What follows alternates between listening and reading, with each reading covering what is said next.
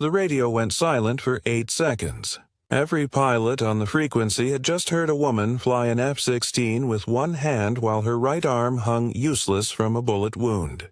The man who told her to go back to the kitchen was about to learn the most expensive lesson of his career. The briefing room at Nellis Air Force Base was packed with 24 fighter pilots, and Captain Sarah Mitchell was the only woman. She'd gotten used to that over the past 8 years. Used to being the only female face in a sea of flight suits. Used to the jokes that stopped when she entered a room. Used to having to prove herself every single day while her male counterparts got the benefit of the doubt. At 32, Sarah had logged over 2,000 flight hours in F-16 fighting Falcons. She'd flown combat missions over Iraq and Syria. She'd earned 2 air medals and a Distinguished Flying Cross. Her call sign was Scarlet, not because of anything embarrassing like most call signs, but because the first time she'd beaten the squadron's top pilot in a dogfight simulation. He'd said her flying was red hot, but none of that mattered to Colonel James Carter. "Listen up," Carter barked from the front of the room. He was old-school Air Force, 50 years old, 28 years of service, and exactly 0 patience for what he called politically correct nonsense. His call sign was Hammer, and he used it like a weapon.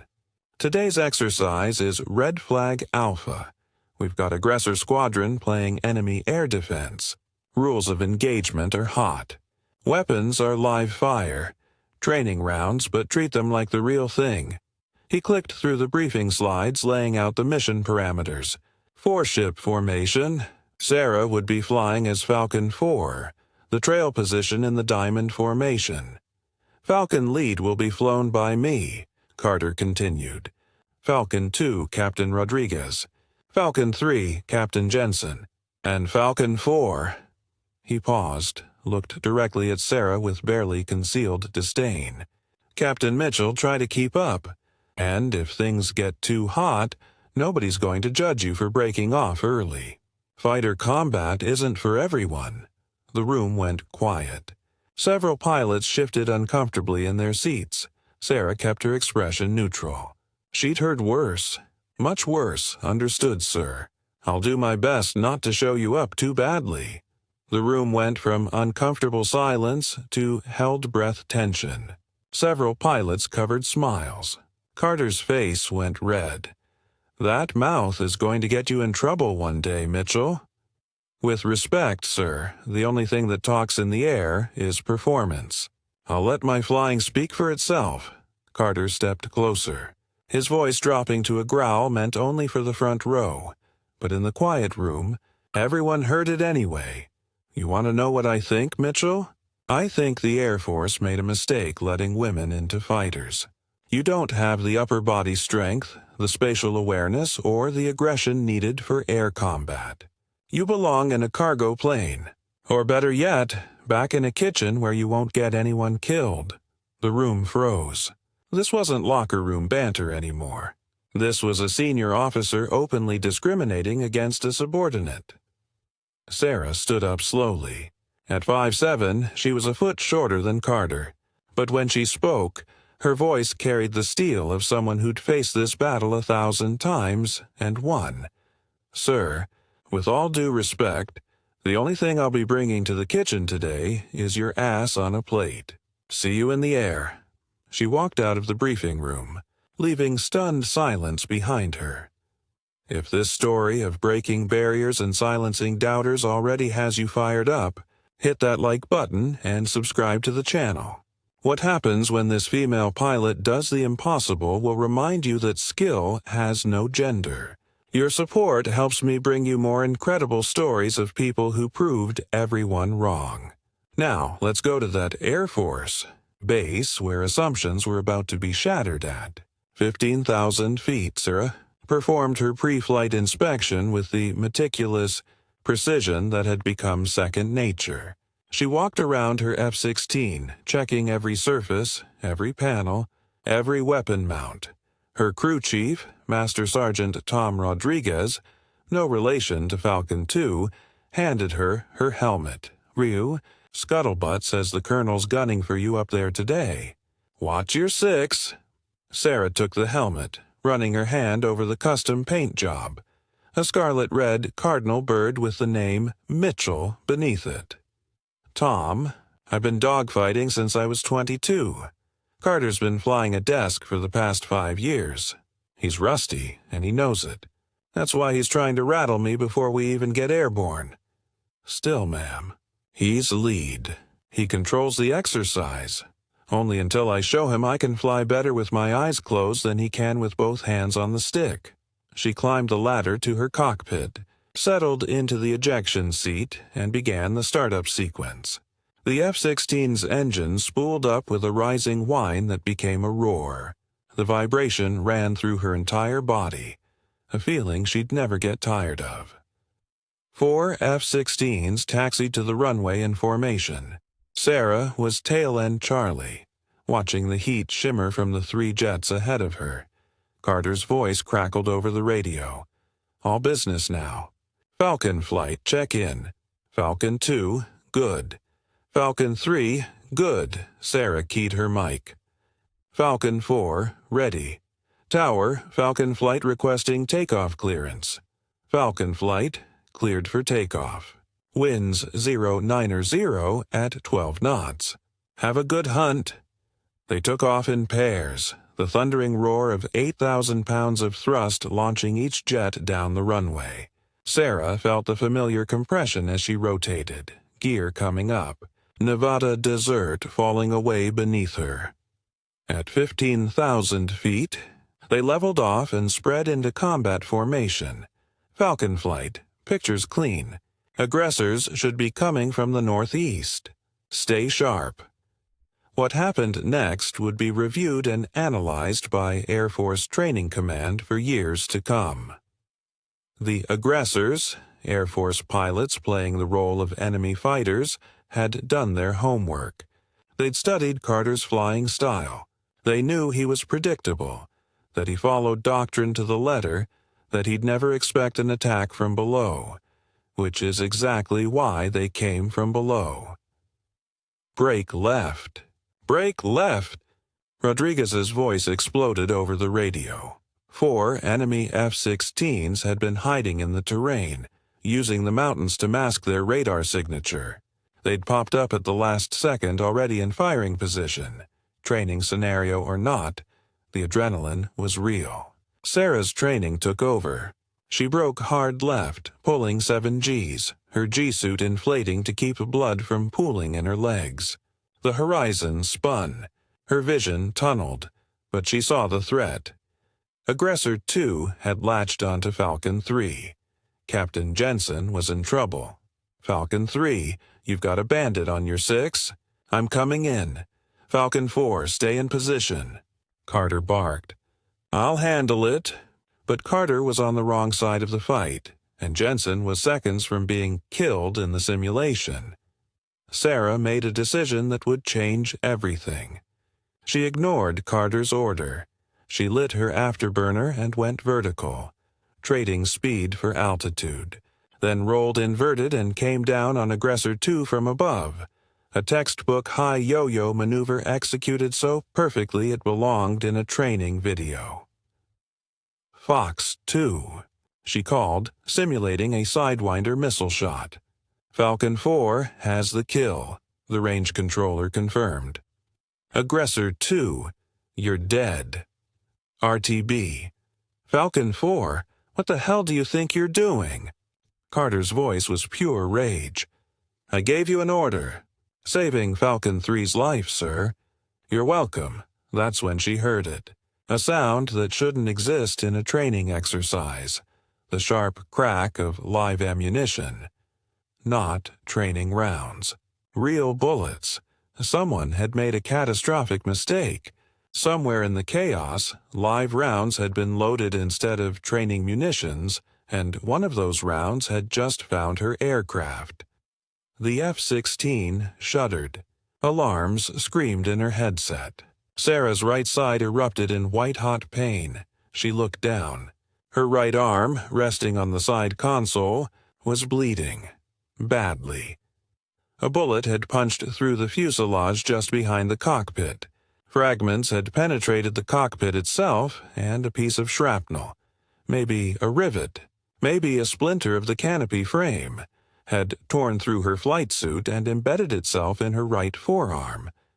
Blood was running down her arm, soaking into her glove, dripping onto the console. "Falcon 4 is hit. I'm hit." She fought to keep her voice steady. "Right arm is compromised. I've got hydraulic warning lights. I'm losing flight control systems." "Falcon 4, say status." Carter's voice, all the condescension gone, replaced with command urgency. "Right arm's not responding. I've got partial stick control with my left hand only. Hydraulics are failing. I need to get this bird on the ground now. Falcon 4, can you eject?" Sarah ran the calculation in her head. Ejecting from an F-16 was violent. The rocket motor would fire with enough force to compress her spine, potentially causing permanent injury. If she ejected over the Nevada desert, search and rescue would take time. And the F-16, a $30 million aircraft, would be destroyed. But more than that, something stubborn and proud in her refused to give Carter the satisfaction. He'd said women didn't belong in fighters. He'd questioned her strength, her skill, her right to be here.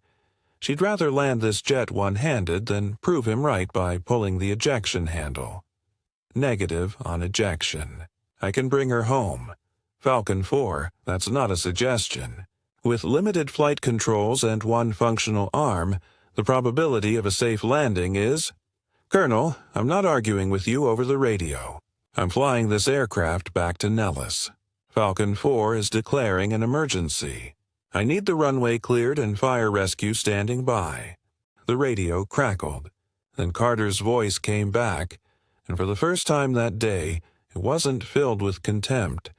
It was filled with something that might have been respect. Copy, Falcon 4.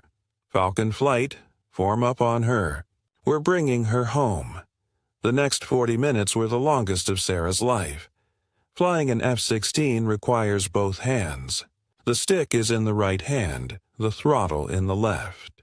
The jet is inherently unstable. It's designed that way for maneuverability, which means the flight control computer is constantly making micro-adjustments. Take your hand off the stick, and you have seconds before the aircraft departs controlled flight. Sarah's right arm hung useless at her side. Every time she tried to move it, lightning bolts of pain shot from her fingertips to her shoulder. The shrapnel had severed something. Tendon, nerve, she didn't know, but the arm was dead weight. She flew with her left hand only. Stick and throttle both on the left side, which meant she had to take her hand off the throttle to make stick inputs, then back to the throttle to control power. Every adjustment was a chess game of prioritization, and she had to do it while bleeding, while her vision swam from blood loss, while her right arm swung with every maneuver, reminding her with fresh waves of agony that she was badly injured. The other 3 F-16s formed up around her, a protective escort. Falcon 4, how you doing up there? Rodriguez's voice was gentle. I've been better, Falcon 2, but I've also been worse. Remember that night in Kabul when we got shot at by insurgents while we were supposed to be off duty? You mean when you tackled me into a ditch and saved my ass? Yeah, I figure this makes us even. She was talking to stay conscious. Talking to keep her mind focused on something other than the pain. Talking to prove to herself, and everyone listening, that she wasn't panicking. Carter's voice came over the frequency, and this time it was all business. The commander, not the bully. Nellis Tower, this is Falcon Lead. Falcon 4 has an emergency. Right side hydraulics are failing, pilot is injured, we need priority handling. Falcon Flight, Nellis Tower. Runway 21 is cleared. Fire rescue is standing by. Winds are 210 at 8 knots. Altimeter 29995. Sarah ran the approach in her head. She'd done hundreds of F-16 landings. This would just be her first with one arm. Falcon 4, I'll talk you through it, Carter said. On downwind now. Check your gear. Sarah reached for the landing gear handle with her left hand, taking it off the stick for 3 seconds. The jet wobbled. She slapped the stick back, corrected, then back to the gear handle. Landing gear down and locked. 3 green lights. Gear down, 3 green. Falcon 4, you're looking good. Turning base now. Watch your speed. She was at 200 knots. Too fast. She needed to slow to 180 for final approach. She pulled the throttle back with her left hand, felt the deceleration, checked her airspeed, back to the stick to correct a drift. Every movement was exhausting. Her left arm was burning from the constant back and forth. Her right arm was screaming. Blood had soaked through her flight suit, pooling in her lap. Falcon 4, turning final. Runway's at your 12 o'clock, 3 miles. She could see it. That beautiful strip of concrete, home. Falcon 4, you're high on the glide slope. Descend to 3,000 feet. Sarah nosed down slightly. Too much. The jet descended fast. She pulled back. Overcorrected. The F-16 porpoised. Up, down, up again. Easy, Falcon 4. Small corrections. You've got this, she forced herself to breathe. In through the nose, out through the mouth. Fighter pilot breathing. Controlled. Focused. 2 miles. The runway was getting bigger. She could see the fire trucks lining the taxiway, the ambulances, the gathered crowd. Half the base had turned out to watch her land. Or crash. Falcon 4, glide slope is good. Speed is good. You're cleared to land. 1 mile. She ran through her final checks all with one hand. Flaps, speed brake, stick. Her vision was starting to tunnel. Black spots at the edges. She was going to pass out if she didn't get this jet on the ground in the next 60 seconds. Half a mile. The runway filled her canopy. She could see the touchdown zone markers. She just had to put the wheels on that concrete and pull the drag chute. The F-16 crossed the runway threshold. Sarah held it steady, then pulled the throttle to idle and raised the nose slightly for flare. The main wheels kissed the concrete. A perfect touchdown. But she wasn't done. At 150 miles per hour, she was still a missile on wheels. She needed to slow down. She reached back with her left hand, taking it off the stick one final time, and pulled the drag chute handle. The chute deployed with a bang, and the F-16 decelerated hard. Sarah put both feet on the brakes, the one thing she could do without her arms, and held them there. The jet slowed. 100 miles per hour, 80, 60, 40. She made the turnoff, taxied clear of the runway, and shut down the engine. Then she keyed her mic one last time. Nellis Tower, Falcon 4 is down safe. I'll take that beer now. For 8 full seconds, the radio was completely silent. Not because nobody had anything to say, but because everyone listening, every pilot, every controller, every crew chief, was processing what they'd just witnessed. A woman had just flown a crippled F-16 for 40 minutes with one arm and landed it perfectly while bleeding from a combat wound. Then, one by one, voices began filling the frequency. Falcon 4. That was the best stick work I've ever seen. Nicely done. Falcon 4, tower. Outstanding flying. Rescue is on the way. Scarlet, this is Falcon 2. You just made the textbooks. That was incredible.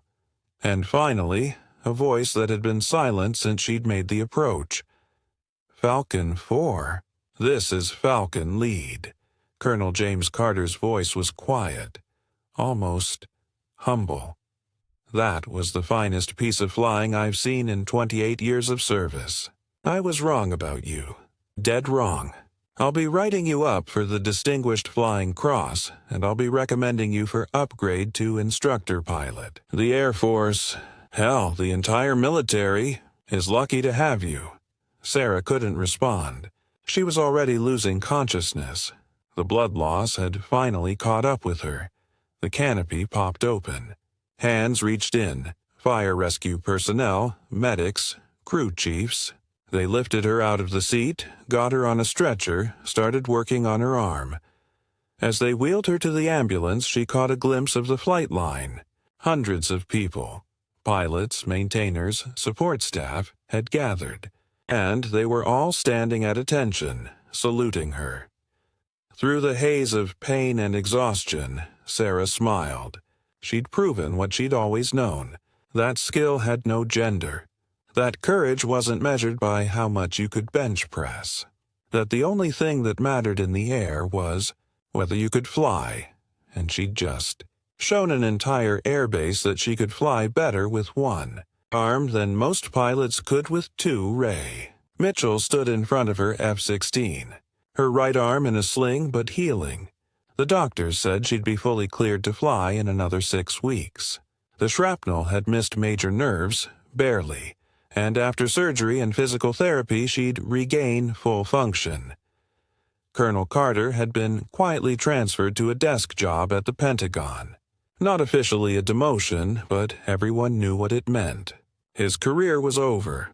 The investigation into the live fire incident had found multiple failures in the weapons loading procedures, and as mission commander, Carter bore ultimate responsibility. But before he left Nellis, he'd done one thing right. He'd written the recommendation that led to Sarah's promotion to major and her assignment as Chief F-16 instructor pilot. Now, she was the one giving the briefings, the one setting the standards, the one teaching the next generation of fighter pilots, male and female, that excellence was earned through skill, not gender. A young female second lieutenant approached her on the flight line. Fresh out of pilot training, newly assigned to the squadron, wearing a flight suit that still had that new uniform stiffness. "Major Mitchell? I'm Second Lieutenant Amy Chen. I just wanted to say, I almost didn't apply to fighters. I thought maybe I should stick to cargo or tankers. But then I heard what you did, flying with one arm, landing that F-16 when everyone thought it was impossible, and I realized, if you can do that, I can handle a few jerks who think women don't belong in cockpits."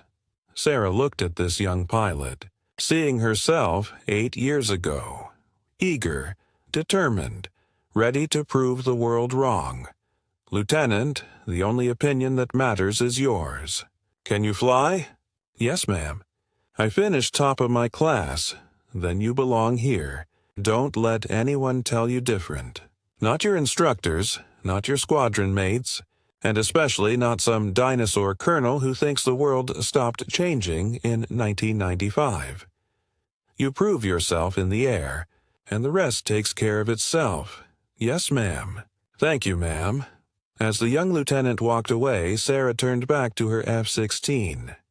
Her jet, her office, the place where she'd proven, once and for all, that the sky belonged to anyone skilled enough to master it. She climbed the ladder, settled into the cockpit, and began her pre-flight checks. Above her, written on the side of the canopy in fresh paint, her crew chief had added a new marking: "One arm, one badass." Sarah laughed. Inappropriate for official Air Force aircraft markings. She'd have to have it removed before the next inspection. But for today, she'd let it stay. A reminder that sometimes the hardest battles aren't against the enemy. They're against the people who don't believe you belong in the fight at all. And those battles? She'd proven she could win those too. She ran through her checklist, started the engine, and felt the familiar vibration of 8,000 pounds of thrust at her command. Nellis Tower. Scarlet 1 requesting taxi clearance. Scarlet 1, Tower, you're cleared to taxi. And ma'am, the whole tower crew wants you to know that landing 3 months ago We watched the video about 100 times.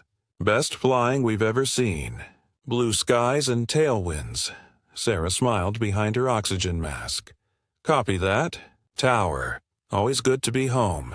She taxied to the runway, ran up the engine, and with her fully healed left arm and her healing right arm both on the controls where they belonged, she took off into the desert sky. Some people said women didn't belong in fighter jets.